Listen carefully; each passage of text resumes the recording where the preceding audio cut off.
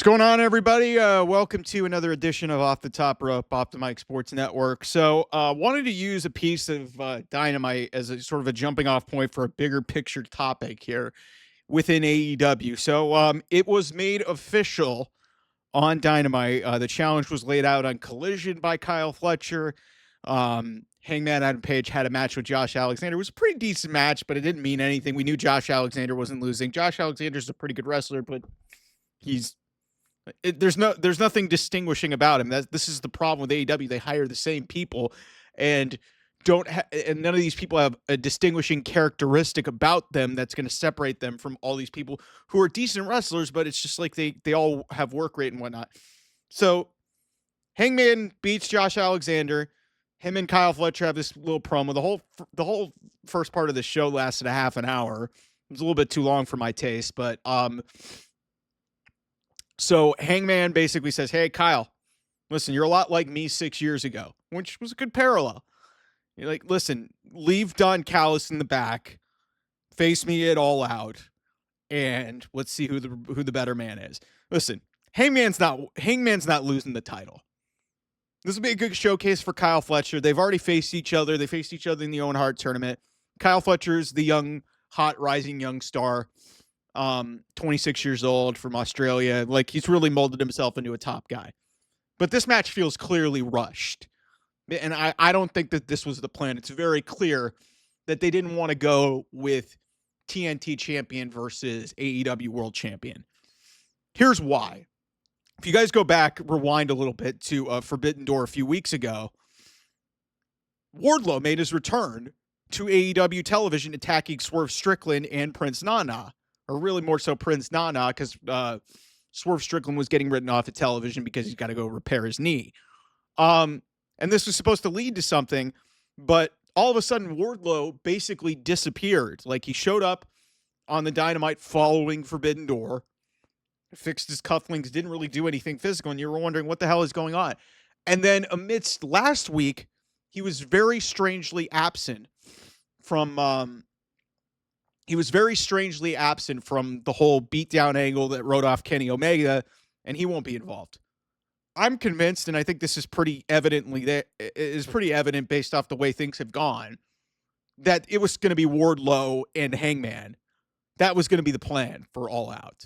Like, that was going to be the way they were going to go. They were going to start off this Don Callis thing, and they were going to bring Wardlow back. He had no direction. He's a big guy. Give it somebody for Hangman to beat, and we move on. Now, so many things wrong with that, first of all. Wardlow's barely been used. Some of it's been injury. Some of it's just been, miscast and bad booking. When we look back on the history of AEW, and the word Tony fumbled, and the phrase, and, the saying and the phrasing, Tony fumble has been thrown around a lot.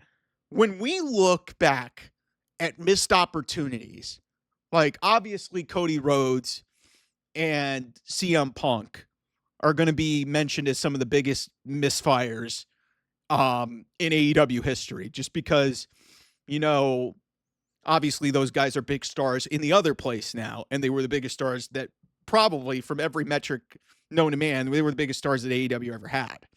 So you look at those, and a lot of these, people that have gone over to NXT, Stephanie Vaquer has been brought up, all of these names. When we look back on history, I think Wardlow is going to be one of the biggest missed opportunities that AEW ever had, because they had a chance with this guy. He had this whole arc with MJF as his bodyguard, branches off from him, and it's right at the point where MJF's walking out the door, and the whole shoot thing. And then right after that, the CM Punk nonsense happens, and everything goes to haywire. And the guy who got hurt the most through all of that, through every single bit of his entire career, whether it be the MJF stuff, where him publicly, feuding and, contract negotiating with Tony Khan, whether that was a work or not, CM Punk, that whole factor into the whole thing, because he was an integral part of that story with him and MJF. Then he was just completely miscast, stuff with Samoa Joe, stuff with Hobbs, just continuously found ways to make this guy look weak. Then they align him with Adam Cole. That whole thing got blown up because Adam Cole got hurt. Wardlow got hurt. And then here we are. We hadn't seen this guy in God knows how long. We hadn't seen him in a year. Just shows up randomly, joins the Don Callis family.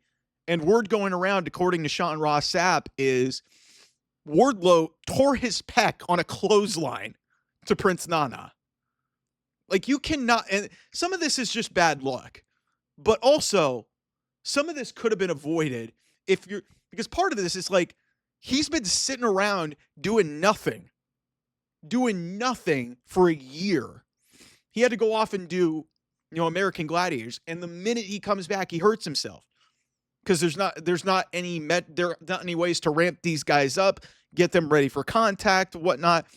But between bad luck, bad booking, badly timed injuries, this is one of the most cautionary tales and one of the bigger fumbles that Tony Khan is going to just be sitting around whenever we, have the, I was going to say 30 for 30, but that's more of an ESPN thing. When we have the dark side of the ring about AEW history and missed opportunities, I really think that Wardlow is going to be at the top of the list. Like, obviously, like I said, the obvious names are going to come up in the forefront with Cody Rhodes and CM Punk, because those are going to be the ones that you're going to just look at and you're going to be like some people talk about Ricky Saints, Stephanie Vaquer, even though she was barely there. She wasn't even signed to the company, but she went off and became a big deal in WWE. She might be the women's champion in 10 or so days time. But Wardlow, man, like this, just seeing the news that came out and him just disappearing after his big return, he was supposed to be in this spot with Hangman. That's also a problem. Because to me, that was the plan. It wasn't supposed to be Kyle Fletcher. Because that just doesn't make any sense. Why would you throw your TNT champion? I mean, I know they did it last year. Why would you throw your TNT champion against your AEW World Champion? I understand Kyle Fletcher is the next big thing, really. He should be the next big thing. That being said, I'm really concerned about the direction because he's going to lose to Hangman. But you were basically throwing Wardlow to the wolves here to lose. And all this really was, you needed another guy in this group because Takeshita is going to effectively get kicked out of the group. This was doomed to fail to begin with. So some of this is bad booking, but the injury is almost like karma, to be honest with you, just with the way that Tony Khan has booked this guy. This guy is a brick shithouse. Like, this guy is built like, he is the quintessential meaty man that some of you people get in my comments about, saying you should build a division and you should build a star who looks like Wardlow. Powerbomb Symphony. Everybody was shit his name like he was Goldberg. The guy could wrestle. Like, he had a decent story to him. And then this whole thing got blown up between bad booking, injuries, and just poor decision making. And here we are, another poor decision that was capped off by a badly timed injury. Like, it's honestly kind of sad. I feel terrible for this guy. Like, from Cleveland, like, I'll root for my Cleveland guys. You guys know I'm a Browns fan. You guys know I'm a Cavs fan. I'm an Indians fan. Wardlow's from Cleveland. Like, the guy had a neat little, like, arc to him. He really got over with all the stuff with MJF, and it's just really unfortunate that it's come to this. And like I said, Kyle Fletcher and, Hangman should have a really good match. It's going to be predictable. Whoever got thrown into this was going to end up losing the match. I thought Kenny Omega would have made a lot of sense, but he has other obligations, so they wrote him off of television. But yeah, like, I know it's kind of cliche when you talk about AEW and Tony Khan, but this is one of the bigger fumbles. And this is legitimately something that could have worked and could have potentially helped them. Because you got a big guy who's got distinguishing things to him. He's different from a lot of people on that roster, and it could have stood out, but they didn't know how to book him. Tony Khan has notoriously not been able to book bigger guys. And what it's led to is, he's injured. That was supposed to be another guy. You're already without Ospreay. You're already without Swerve. So now you're scrambling because you now have to try to at least somewhat measure up, which they're not going to WrestlePalooza. And Wardlow, I think, was supposed to be that guy. And it's like I said, it's almost like a karma thing. Like, they haven't been able to book this guy for 5 years, and immediately you bring him back, you throw him into a multi-man Don Callis family. I hated this idea, and I hated where this was probably going. He was just going to be fed to Hangman, and I love Hangman. But this didn't work, and again, it's just another example of just like, when you have somebody who is not, a booker, and is just a mark and doesn't know what the hell he's doing. This is what you get. You get guys who are missed opportunities. That being said, that doesn't absolve some of the stuff that's going on in WWE. They're missing the boat on Penta. They're missing the boat on other teams. Like, they had a big heel turn with the New Day that they've completely botched. The John Cena heel turn. Like, again, I've said this consistently for last several months. It has not been a good year for professional wrestling. But it's easy for me to kind of point out the flaws in AEW because I was really looking forward to seeing what they could potentially do with a guy like Wardlow. And this is the latest example of them completely mismanaging a massive opportunity that could, like I said, it wouldn't have taken them to, like, anything like exceptional, like crazy. It wasn't going to be like WCW with Goldberg, and Goldberg was really limited. I think actually Wardlow might actually have more to him than Goldberg ever did, but he could have been kind of like somewhat to what Goldberg was to that company, a guy who did big moves, beat people up, did it really quickly, and just fans went crazy over it. And because they didn't know how to handle him, this is what you get. A wasted opportunity. And I think ultimately, I don't know. I don't even know how Wardlow's going to come back from a torn pec.